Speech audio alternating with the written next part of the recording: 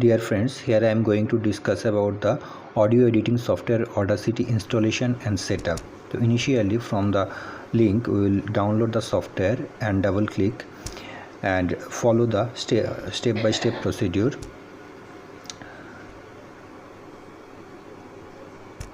So you will able to see the wizard. It's a free software and click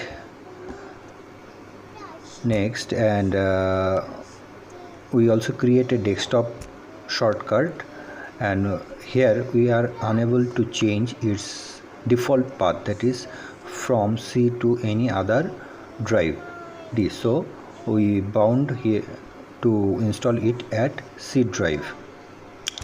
So after setting all this setup, we will click at the installation button and wait for some times. When it completes, then I will also show you the others some basic setups about this software. So here it is completed.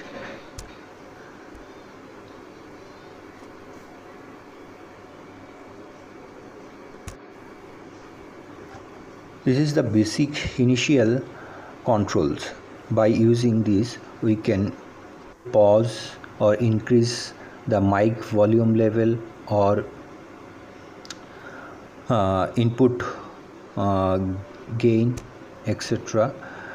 And there is some keyframes, that is the portion in which we want to edit. And from file menu we can also export audio or import some other media file, but remember we cannot import any MP4 file. In that case we have to convert it before editing. And we can also select specific region by using this menu, or we can also do it by using mouse also. We can also zoom the same pattern, that is signal pattern, by using some keyboard combination or mouse. Then we can generate some noise profile, or we can also filter or change various effects on sound. And basic filters are fade in, fade out, bass, treble, amplify, echo. Noise reduction is a very important characteristics, and we will discuss everything later. And for more reference you can go to the help section.